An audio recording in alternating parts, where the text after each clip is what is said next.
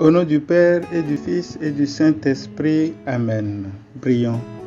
Accorde-nous, Seigneur, de trouver notre joie dans notre fidélité, car c'est un bonheur durable et profond de servir constamment le Créateur de tout bien. Frères et sœurs, le propre de Dieu est d'aimer sa créature et de la sauver. Mais comme le dit saint Augustin, Dieu qui nous a créés sans nous ne veut pas nous sauver sans nous. Le salut des hommes est donc une affaire de volonté, de décision personnelle, d'engagement constant, de combat permanent contre les tentations. Nous savons avec l'apôtre Paul que tous les hommes sont pécheurs et sont tous privés de la gloire de Dieu. Romains 3, 23. En ce 33e dimanche du temps ordinaire, le prophète Malachie, dont le nom signifie « messager du Seigneur », annonce la venue du jour du Seigneur comme une épée à double tranchant, brûlant comme une fournaise pour les arrogants et les impies, et soleil de justice pour ceux qui craignent Dieu. Si le jour du Seigneur peut effrayer certains, nous voyons qu'il s'agit pour nous, hommes et femmes de foi, d'un jour de joie et de fête. Il suffit d'observer Daniel et ses compagnons dans la fournaise de feu, chauffée 7 fois plus que d'ordinaire. Ils y sont jetés, ligotés, mais les voici en train de marcher et de louer le Seigneur.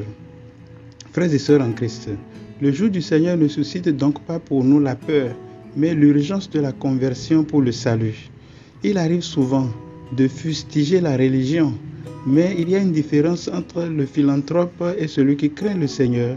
Malachie parle dans la première lecture de ce jour de ceux qui commettent l'impiété, et nous devons rappeler que impiété signifie mépris de la religion. Donc ne méprisons pas la religion, frères et sœurs, car Jésus lui-même a pratiqué la religion. Et ce n'est pas en quittant une religion pour une autre ou en méprisant une religion qu'on est sauvé, mais en se convertissant, en adorant Dieu en esprit et en vérité, en sortant de la paresse tant physique, morale et spirituelle, comme l'enseigne saint Paul dans la deuxième lecture d'aujourd'hui, en nous aimant les uns les autres comme Dieu nous a aimés. Et c'est à cela que la religion doit nous conduire.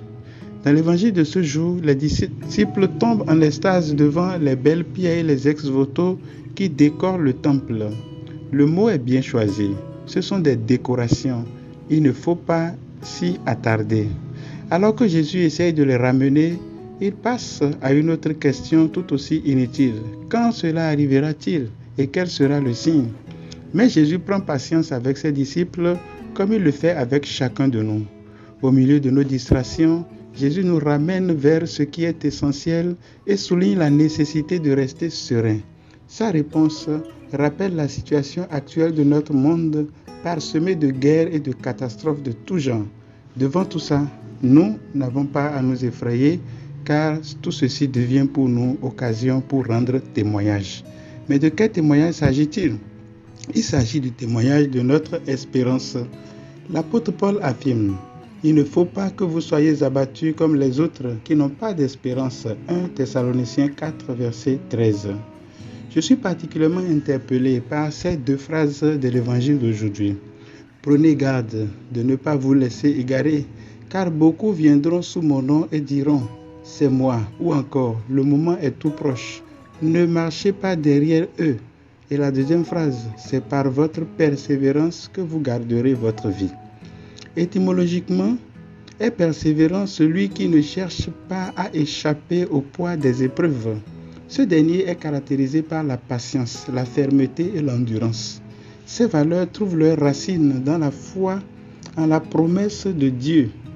Mettez-vous donc dans l'esprit que vous n'avez pas à vous préoccuper de votre défense.